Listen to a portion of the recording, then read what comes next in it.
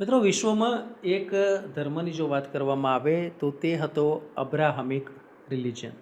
આ અબ્રાહમિક છે તેના 3 જુદા જુદા ફાંટા પડ્યા. એક જે છે જેને આપણે યહૂદી કહીએ છીએ,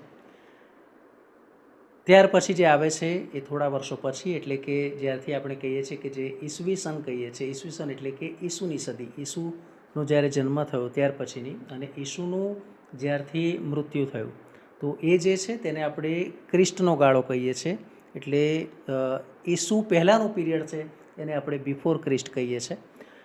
ખાસ વાત એ છે કે જે આ પણ છે તે પણ એવી જ રીતે જે અબ્રાહમિક રિલિજન છે તેમાંથી આવેલો ધર્મ છે. અને ત્યાર પછી આ જ અબ્રાહમિક ધર્મમાંથી ત્રીજો જે ફાંટો પડ્યો, અને તે છે એ મહમ્મદ પૈગંબરે જે ઇસ્લામની રચના કરી એ. એટલે એક પ્રકારે કહી શકાય કે આ ત્રણેય ધર્મ છે તેનું મૂળ છે તે છે અબ્રાહમિક રિલિજન.